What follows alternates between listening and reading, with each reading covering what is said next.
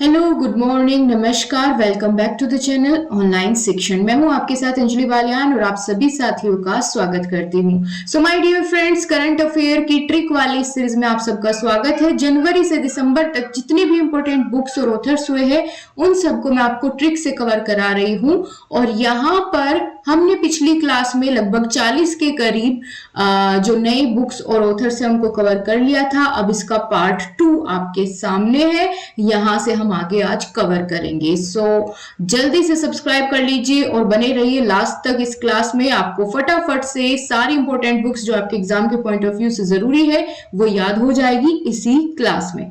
तो चलिए शुरू करते हैं। नए भारत का सामवेद, ये पुस्तक का नाम है। अच्छा, यहाँ पर इस पुस्तक का विमोचन किया पूर्व राष्ट्रपति रामनाथ कोविंद जी ने। अब इसको हम कैसे याद रखेंगे कि किसने इसका विमोचन किया? तो देखिए, यहाँ पर आपने हमारे जो 4 वेद है उनके बारे में तो सुना होगा, ऋग्वेद है ना, सामवेद, अथर्ववेद। तो उनमें सामवेद का संबंध होता है गायन से, है ना, गाने से या गायन से संबंधित है। तो आप ही बताओ कि आज के समय में जो अभी फिलहाल का टाइम चल रहा है, इसमें किसके गाने सुनने को मिल रहे हैं, किसके भजन सुनने को मिल रहे हैं सबसे ज्यादा? तो भगवान राम के भजन सुनने को मिल रहे हैं। ठीक है, तो साम वेद में क्या होते हैं? भजन होते हैं, गाने होते हैं। तो आज के समय में सबसे ज्यादा किसका गाना चल रहा है? भगवान राम का। तो आप जानते हैं अयोध्या में राम मंदिर बना है, तो भगवान राम के ही यहाँ पर गाने चल रहे हैं हर जगह। ठीक है, तो नए भारत का सामवेद, ये पुस्तक का विमोचन किसने किया? रामनाथ कोविंद जी ने। अगली आपकी बुक है welcome to paradise. Welcome to paradise. देखो, जब हम किसी का वेलकम करते हैं, या इसको यूं समझ लीजिए, वेलकम मूवी किसकी है, किसने उसमें कौन एक्टर थे? तो अक्षय कुमार थे, और उनकी पत्नी का नाम क्या है? ट्विंकल खन्ना है। ठीक है, तो वेलकम मूवी किसके पति ने की? ट्विंकल खन्ना के। तो आप इसको ऐसे याद रख पाएंगे बड़ी आसानी से। आप बस सुनते जाओ, आपको लिखने की जरूरत नहीं है, आपको रटने की जरूरत नहीं है, बस आपके माइंड में एक इमेज बनती चली जाएगी। और जैसे ही आपके सामने इस तरह का कोई क्वेश्चन आता है तो आप इजिली एलिमिनेशन मेथड लगा करके बहुत आसानी से सही आंसर कर लेंगे। नेक्स्ट है दो पलकों की छांव में। ये पुस्तक किसने लिखी? हेमा जोशी ने। किसने लिखी? हेमा जोशी ने। हेमा जोशी ने, तो माँ ने लिखी। ठीक है, हेमा। अच्छा, माँ ही है जो अपनी पलकों की छाव में अपने बच्चे को रख सकती है ना, बाकी कोई इतना प्यार नहीं कर सकता। तो माँ ही है जो क्या कर सकती है? अपने पलकों की छाव में अपने बच्चे को रखती है। तो पलकों की छाव में कौन रखती है? हे माँ, है ना, माँ रखती है। तो ये हो गया। नेक्स्ट है सिंधिया और 1857। 1857 की क्रांति के बारे में आप सभी जानते हो। अच्छा, कोई है ऐसा जो नहीं जानता 1857 की क्रांति के बारे में? बिल्कुल नहीं होगा। जितने भी पाठक हैं वो सभी जानते हैं। पाठक होते हैं पढ़ने वाले, है ना, तो पाठक होते हैं पढ़ने वाले या जितने भी पाठक है वो 1857 की क्रांति के बारे में जरूर जानते हैं। तो 1857 जहां आए, एक ही बुक है ऐसी, सिंधिया और 1857, ये हो जाएगी डॉक्टर राकेश पाठक। नेक्स्ट है बिल्डिंग पार्टनरशिप। क्या है नेक्स्ट बुक? Building partnership. अच्छा, जब हम बिल्डिंग बनाते हैं पार्टनरशिप में, अगर हमने किसी के साथ बिल्डिंग बनाई और हमने बिल्डिंग बना दी इतनी ऊंची जितनी हिमाद्री है ना, हिमाद्री यानी हिमालय की पहाड़ियां जो होती है ऊंची ऊंची, तो हिमाद्री जितनी ऊंची हमने क्या बना दी? बिल्डिंग बना दी। तो बिल्डिंग कितनी बनाई हमने? हिमाद्री जितनी ऊंची बना दी है पार्टनरशिप में। तो बिल्डिंग पार्टनरशिप हिमाद्री दास। नेक्स्ट है cold blooded love. Cold blooded love. अच्छा, कोल्ड ब्लडेड एनिमल कौन से होते हैं आपको पता है? या फिर इसको आप ये समझो कि हम इंसानों का जो ब्लड है वो ठंडा कब पड़ जाता है? कहते हैं ना कि हमें तो बिल्कुल ठंडा पड़ गया, मेरे तो ब्लड ठंडा हो गया, या ऐसे बोलते हैं कि कोल्ड ब्लड हो गया, है ना। जब कोई इंसान ठंडा पड़ जाता है डर से, या जब वो कहीं से गिर जाता है ना, जो अगर वो कहीं से गिर जाता है, दांत वांत टूट जाते हैं उसके, तो उसका क्या हो जाता है? एकदम से वो ठंडा पड़ जाता है। तो कोल्ड ब्लडेड कब होता है इंसान? जब वो कहीं से गिर जाए या उसके दांत वांत टूट जाए, है ना।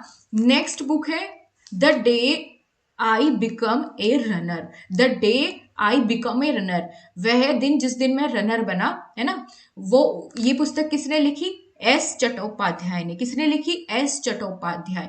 अच्छा, जब हमें मान लीजिए किसी को रनर बनना है, तो क्या वो चटपट रनर बन जाएगा? नहीं, उसे बहुत सारे अध्याय सीखने पड़ेंगे, है ना, प्रैक्टिस करनी पड़ेगी। तो चट्टोपाध्याय, ठीक है, चट्टोपाध्याय, चट से नहीं बनता कोई भी रनर, उसको अध्याय कई सारे प्रैक्टिस करनी पड़ती है कई अध्यायों में। तो चट्टोपाध्याय।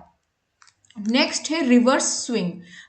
रिवर्स स्विंग, देखो रिवर्स स्विंग, स्विंग का मतलब होता है ऐसे घुमाना, रिवर्स घुमाना। तो आपके हाथ में कोई डंडा है ना, डंडे को एक देसी भाषा में टंडा भी बोलते हैं, टंडा, है ना, डंडा को क्या बोलते हैं, टंडा।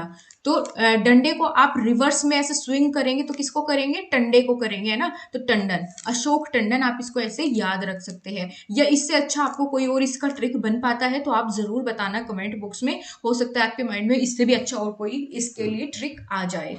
ठीक है, तो रिवर्स स्विंग हम किसको करते हैं, डंडे को करते हैं। अगली बुक है the book of life, my dance with Buddha for success. अब यहाँ पर एक वर्ड देखो, बुद्धा, भगवान बुद्ध। भगवान बुद्ध जो है वो कैसे थे, बहुत ही विवेकशील थे। कैसे थे, बहुत ही विवेकशील थे, है ना। तो बुद्धा फॉर सक्सेस, विवेक, अग्निहोत्री। तो यहाँ पर आपको रिलेट करना है, भगवान बुद्ध बहुत ही विवेकशील थे, या बुद्ध के जैसा कोई तभी बन सकता है जिसमें बहुत ज्यादा विवेक होगा। नेक्स्ट है आपकी book G20 @2023 the road map to Indian presidency. आपको सभी को पता है कि 2023 में G20 की प्रेसिडेंसी किसके हाथ में थी, इंडिया की, है ना।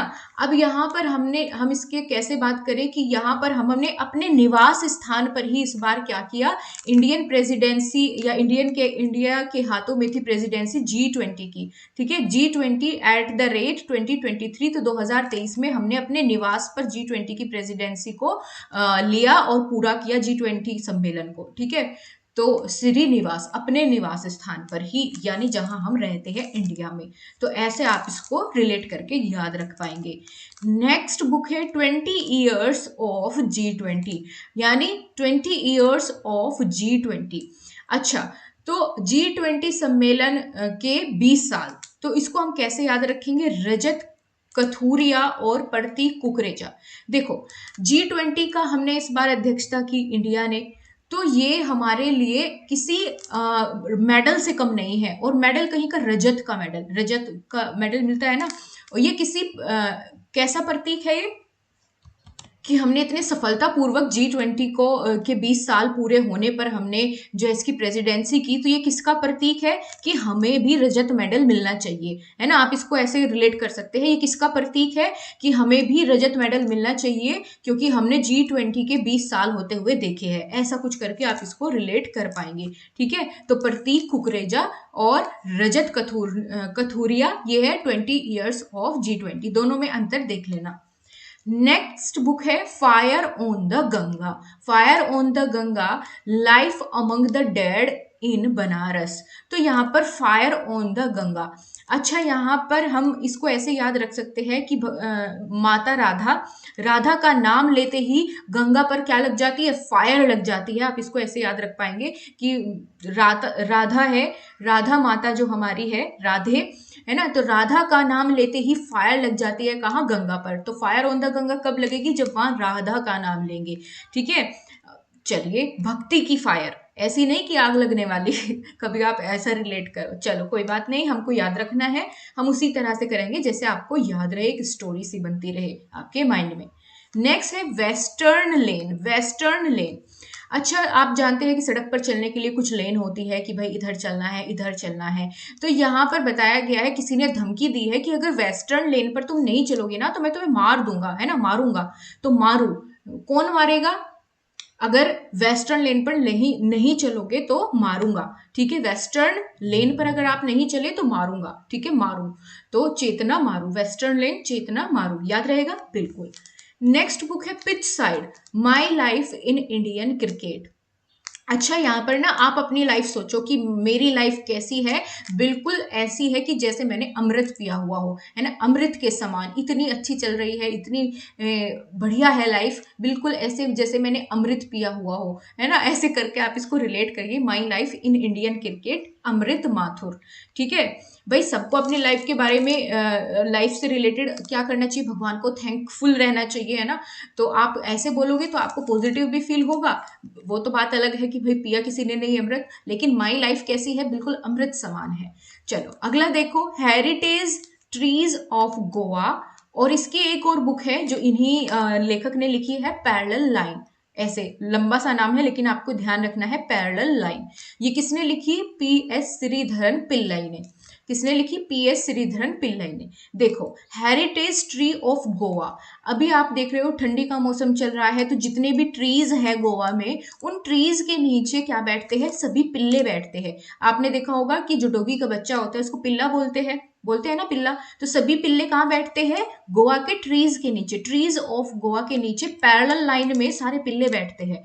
आप इसको ऐसे मत लेना कि भाई किसी एक माननीय पुरुष या अधिकारी का नाम मैंने ऐसे ले दिया, वो मत आप इसको करना, क्योंकि हमको सिर्फ ये याद रखना है, रिलेट करना है, बाकी सभी के लिए सम्मान बिल्कुल है। तो ट्रीज ऑफ गोवा, गोवा के ट्रीज के नीचे पैरेलल लाइन में कौन बैठते हैं? पिल्ले बैठते हैं। ठीक है, पिल्ले याद रख पाएंगे? बिल्कुल। आपको थोड़ा फनी भी ये लग रहा होगा, लेकिन कोई बात नहीं है, याद रखना है, वो ही हमारा टारगेट है। अगली बुक है the life vision and song of Kabir. The life vision and song of Kabir, ये किसकी बुक है?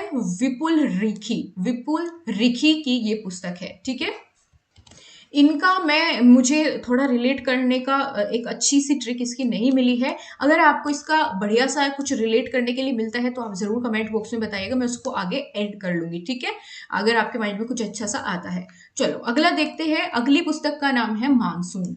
मानसून पुस्तक किसने लिखी? अभय के ने लिखी। किसने? अभय ने।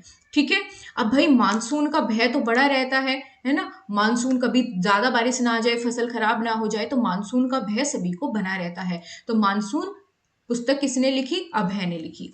अगली बुक है how prime ministers decide. Prime minister कैसे डिसाइड करते हैं? ठीक है, तो भैया प्राइम मिनिस्टर तभी डिसाइड कर पाएंगे जब वो चौधर अपने हाथ में लेंगे। ठीक है, कहते हैं ना चौधरी, भैया चौधरी तभी बनेंगे जब वो डिसाइड करना सीखेंगे, है ना। तो how prime minister decide, prime minister कैसे डिसाइड करता है? चौधरी की तरह, जैसे चौधरी डिसाइड करते हैं ना, फटाफट डिसीजन लेता है, तो ऐसे ही प्राइम मिनिस्टर भी हमारे डिसीजन लेते हैं एक चौधरी की तरह।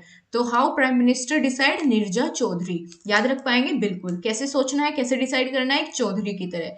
आगे बात करते हैं कारगिल एक यात्री की जुबानी। कारगिल एक यात्री की जुबानी, ये पुस्तक किसने लिखी? ऋषि राज ने लिखी। किसने लिखी? ऋषि राज ने। अच्छा, कारगिल आप जानते हो, कारगिल में बहुत सारी लड़ाइयां होती रहती है ना।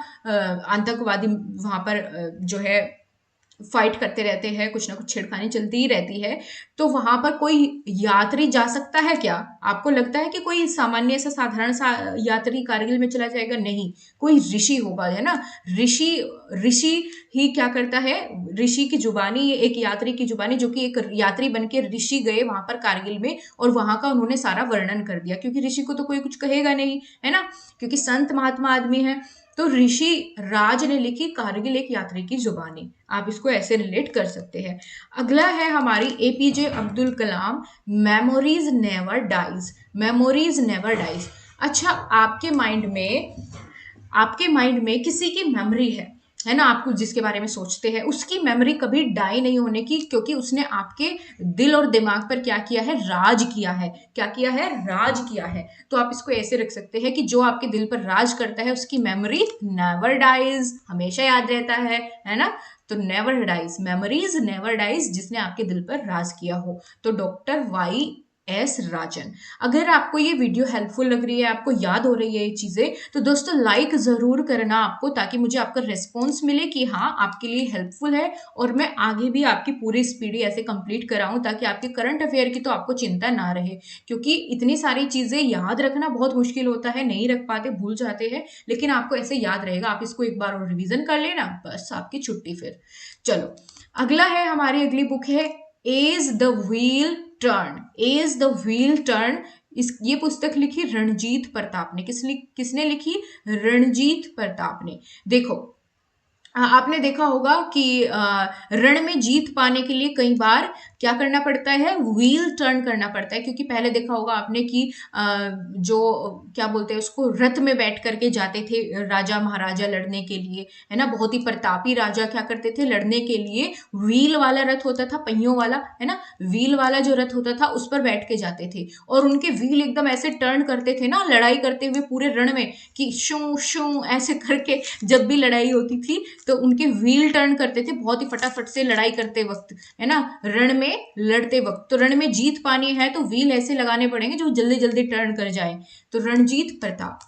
आगे अगली पुस्तक है Krishna the seventh sense.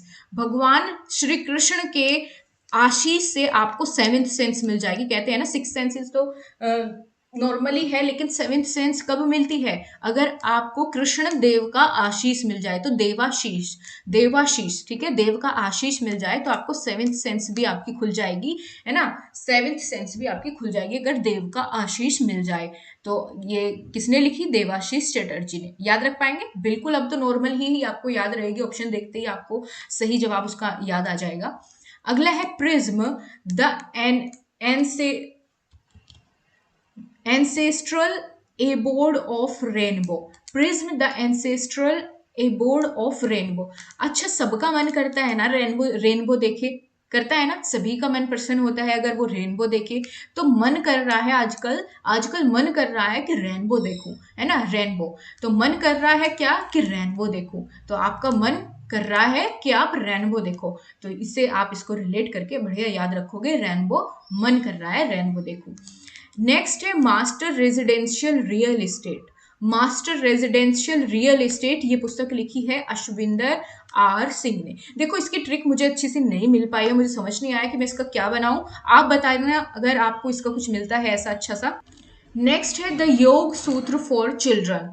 The योग सूत्र फॉर चिल्ड्रन, रूपा पाई। देखो, अगर आप चाहते हैं आपके चिल्ड्रन, आपके बच्चे का रूप बहुत सुंदर हो, है ना, आपके बच्चे बहुत सुंदर रूप पाए, तो आपको एक सूत्र अपनाना है, एक फॉर्मूला है उसका कि योग करो, है ना। अगर आप योग करोगे, इस फॉर्मूले को अपनाओगे अपने चिल्ड्रन पर, तो उनको रूप पाई, है ना, बहुत सुंदर सा रूप उन पर आ जाएगा, रूप पाएंगे, है ना। आप भी अगर योगा करेंगे तो आपकी अलग ही रूप हो जाएगा। तो आप ऐसे इसको याद कर सकते हैं कि द योगा सूत्र फॉर चिल्ड्रन, रूपा पाई, है ना, कि अगर हमें उनका रूप पाना है सुंदर सा, तो हम अपने चिल्ड्रन को क्या कराएं? योग कराएं। नेक्स्ट है आपकी नेक्स्ट बुक है रिबल्स अगेंस्ट द राज। ठीक है, ये है रामचंद्र गुहा। तो रिबेल्स का मतलब होता है विद्रोही। तो विद्रोहियों पर भी किसने राज किया? जो विद्रोह करते हैं ना, उन पर भी राज करते हैं, ऐसे है हमारे रामचंद्र, है ना। जो विद्रोहियों पर, रिबल्स पर भी जिसने राज कर लिया, वो है हमारे श्री रामचंद्र। तो आप रामचंद्र जो है इस पुस्तक के लेखक है रामचंद्र गुहा, रिबल्स एंगेस्ट द राज। तो रिबल्स पर भी राज कर लिया किसने? हमारे रामचंद्र ने, श्री रामचंद्र ने। ठीक है, नेक्स्ट बुक है आजादी। आजादी हमें किससे चाहिए? आप जानते हैं, उठते बैठते चलते फिरते जहां भी जाओ सबकी राय मिलती है ना। जहां देखो सब राय देने में लगे हुए, अपने आप कोई काम किया है नहीं किया है, लेकिन राय जरूर दे रहे हैं। तो हमें इस समय पर ऐसा हो गया है कि हमें आजादी चाहिए, वो भी राय से। वैसे आजादी तो हमें मिल चुकी है, लेकिन अब हमें लोगों की राय से आजादी चाहिए। तो आजादी पुस्तक किसने लिखी? अरुंधति रॉय ने। ठीक है, आगे भी एक ऐसी पुस्तक आएगी, लेकिन वो आजाद है। ये है आजादी और वो है आजाद, जो कि गुलाम नबी आजाद ने लिखी। तो वो तो इजी हो जाएगा याद रखना। आपको यहां ध्यान रखना है कि आजादी किससे चाहिए? हमें लोगों की राय से आजादी चाहिए। नेक्स्ट बुक है भारत के वित्त मंत्री। तो भारत के वित्त मंत्री कौन है? A.K. भट्टाचार्य। ऐसे आप इसको याद रख सकते हैं कि वित्त मंत्री कौन बनेगा? आचार्य लोग बनेंगे, है ना। तो आचार्य बनेंगे वित्त मंत्री। तो A.K. भट्टाचार्य ने पुस्तक लिखी, भारत के वित्त मंत्री A.K. भट्टाचार्य। आचार्य आते हैं ना, तो यही बने हैं भारत के वित्त मंत्री। ऐसे करके आप याद रख लो। और ये पुस्तक किसने लिखी? A.K. भट्टाचार्य ने। नेक्स्ट है, वैसे निर्मला सीतारमन है, कभी आप इसको ही मान लो कि वित्त मंत्री है, इन्होंने तो ये पुस्तक लिखी है। रिंग साइड जो ये पुस्तक है, ये किसने लिखी? G.A. दृढ़ा ने। ठीक है, अगर आपको कोई आपकी साइड में रिंग लेकर के आ जाए और आपको प्रपोज कर दे, तो उसके लिए क्या करना पड़ता है? अपने जिया को बहुत ही दृढ़ बनाना पड़ता है कि नहीं नहीं मना कर दो, है ना, अभी टाइम नहीं है इन सब चीजों का। तो अपने जिया को बहुत ही दृढ़ बनाना पड़ता है। अगर आपकी साइड में कोई रिंग लेके आ जाए आपको प्रपोज करने के लिए, तो आपको क्या करना पड़ेगा? अपने जिया को बहुत दृढ़ बनाना पड़ेगा। ठीक है, ऐसे इसको आप याद रख पाएंगे आसानी से। नेक्स्ट बुक जो है अजय टू योगी आदित्यनाथ, ये पुस्तक लिखी है शांतनु गुप्ता ने। अच्छा, अगर आपको अजय से जैसे योगी आदित्यनाथ बने योगी जी, तो वैसे ही अगर आपको भी बनना है तो आपको शांत रहना पड़ेगा गुप्त रूप से, है ना। गुप्त रहोगे आप और शांत रखोगे, यानी अपनी भावनाओं को अपने अंदर रखोगे, है ना, गुप्त रखोगे और शांत स्वभाव के अगर आप हो गए तो आप भी ऐसे बन सकते हो अजय टू योगी आदित्यनाथ। ठीक है, अजय टू योगी आदित्यनाथ का सफर कैसे तय किया इन्होंने? गुप्त रह के और शांत स्वभाव के साथ, शांत होकर के। तो ये पुस्तक लिखी शांतनु गुप्ता ने। नेक्स्ट है मास्टर रेजिडेंशियल रियल एस्टेट। देखो ये वही वाली पुस्तक है जो ऊपर जिसकी ट्रिक नहीं बन पाई थी, ये वाली आपके ऊपर मैं छोड़ती हूँ कि आप इसकी अच्छी सी ट्रिक बना करके बताओ। तो अश्विंदर सिंह ने मास्टर रेजिडेंशियल रियल एस्टेट ये पुस्तक लिखी है। अगली है the power of one thought. अच्छा, सबसे ज्यादा पावरफुल थॉट किसका है? हमारे भगवान शिव का है ना। तो शिवा जितना पावरफुल थॉट और किसी का हो सकता है क्या? The power of one thought, the power of उनका एक थॉट क्या करता है? पूरी धरती को हिलाकर रख देता है। The power of one thought BK Shiva, है ना, शिवानी। तो शिव भगवान का थॉट बहुत पावरफुल है, ऐसे आप इसको याद रख पाएंगे बिल्कुल। The power of the thought BK Shivani. Next book है guts amidst bloodbath. Guts amidst bloodbath, ये है आदित्य भूषण। आदित्य भूषण, ठीक है, आदित्य भूषण। देखो, अगर किसी इंसान के अंदर बहुत गट्स होते हैं ना, गट्स, जहां जी में जो भी आए वो बोल देना, तो वो जिसके अंदर बहुत ज्यादा गट्स होते हैं ना, ऐसा इंसान मिलना आज के टाइम में अद्वितीय है ना। कहते हैं ना कि अगर कोई इंसान ऐसा है जिसके अंदर बहुत गट्स है, उसके समान आपने किसी को और को नहीं देखा उतने गट्स वाला आदमी, तो आप कहते हो ना कि ये बिल्कुल अद्वितीय है, हमने इसके जैसा कोई और देखा ही नहीं है। तो आदित्य को आप अद्वितीय करके याद रख सकते हैं, ठीक है, कि ये इसकी पर्सनैलिटी तो बिल्कुल अद्वितीय है, इसके अंदर तो बहुत गट्स है ना। तो गट्स आदित्य भूषण आपको याद आ जाएगा देख करके ऑप्शन में। नेक्स्ट बुक है द गोल्डन ईयर्स, ये लिखी है रस्किन बॉन्ड ने। अच्छा, अगर आप गोल्डन चीजें पहनोगे अपने ईयर्स में तो क्या ये रिस्की नहीं है? बड़ा रिस्की है भैया। गोल्डन चीजें पहनोगे अगर ईयर्स में तो ये तो बहुत रिस्की है। क्या है? रिस्की है। तो Ruskin bond, golden years, Ruskin bond, याद हो गया? बिल्कुल हो गया ना, बहुत अच्छा।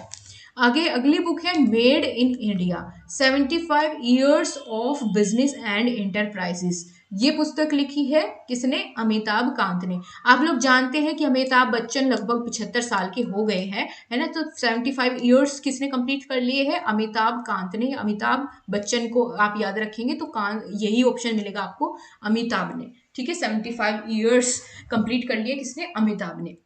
अच्छा, इनकी एक पुस्तक और है, वो भी साथ ही देख लो। ये देखो, ये वाली पुस्तक स्मोक एंड एसेज, ये भी अमिताभ घोष ने लिखी। ये लिखी है अमिताभ घोष ने, ठीक है, और ये है अमिताभ कांत ने। तो दोनों के अंदर डिफरेंस रखना है आपको कि अमिताभ कांत ने तो लिखी है 75 ईयर्स ऑफ बिजनेस, और अमिताभ घोष ने क्या घोषणा करी? अमिताभ घोष ने घोषणा करी कि कोई भी स्मोक नहीं करेगा, ठीक है। इन्होंने क्या करी? घोषणा करी। अमिताभ घोष ने घोषणा करी कि कोई भी स्मोक नहीं करेगा। तो स्मोक एंड एसेज, ये पुस्तक लिखी है अमिताभ घोष ने। तो दोनों के बीच में आपने अंतर समझ लेना है एक ही बार देख करके।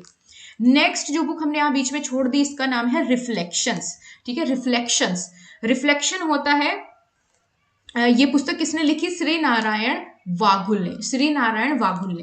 अच्छा, आपने देखा होगा कई बार जो सीरियल दिखाए जाते हैं, है ना, मूवीज में देखते हैं आप, कोई भी भगवान अगर प्रकट हो तो उनके पीछे एकदम ऐसे रिफ्लेक्शन सा, ऐसे उनका तेज इतना ज्यादा होता है ना कि सामने वाले को एकदम से दिखाई भी नहीं देता, है ना, इतना ज्यादा रिफ्लेक्शन होता है।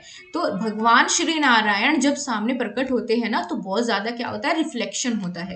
तो रिफ्लेक्शंस पुस्तक किसने लिखी? श्री नारायण वाघुल ने। याद रख पाएंगे ना? बिल्कुल। चलो जी आगे बढ़े। नेक्स्ट बुक है हमारी सचिन @50 सेलिब्रेटिंग ए मेस्ट्रो। ये पुस्तक लिखी है बोरिया मजुमदार। अच्छा, आप सभी जानते हैं कि सचिन तेंदुलकर ने जो हमारे क्रिकेट के बहुत ही महान खिलाड़ी रहे हैं, उन्होंने संन्यास ले लिया है। संन्यास लेने का मतलब हम यहाँ से समझ सकते हैं कि क्रिकेट से उन्होंने अपना बोरिया बिस्तर समेट लिया है। और कितने वर्ष की उम्र में उन्होंने संन्यास लिया? ऐसे समझिए कि 50 साल की उम्र में। तो सचिन ने 50 साल की उम्र में अपना बोरिया बिस्तर समेट लिया है क्रिकेट से, है ना। तो सचिन @50 सेलिब्रेटिंग ए मेस्ट्रो बोरिया मजुमदार। तो बोरिया बिस्तर से आप ऐसे इसको रिलेट कर सकते हैं।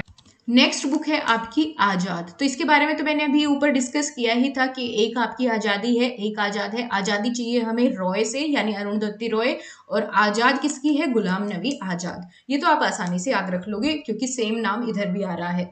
नेक्स्ट है गांधी, सियासत और कम्युनलिज्म। तो गांधी जी को हम किस नाम से जानते हैं? गांधी जी को कई बार हम बाबा जी भी कह देते हैं ना, तो बाबा, तो गांधी बाबे, बाबेले, ठीक है, पीयूष बाबेले ने पुस्तक लिखी गांधी, सियासत और कम्युनलिज्म। तो गांधी को हम क्या, गांधी जी को हम कई बार क्या बोल देते हैं? बाबा या बाबे, बाबे, ठीक है। बाबा से आप इसको याद रख सकते हैं, बाबेले, ठीक है, बाबेले। नेक्स्ट है चित्रे। चित्रे, चित्रे पुस्तक किसने लिखी?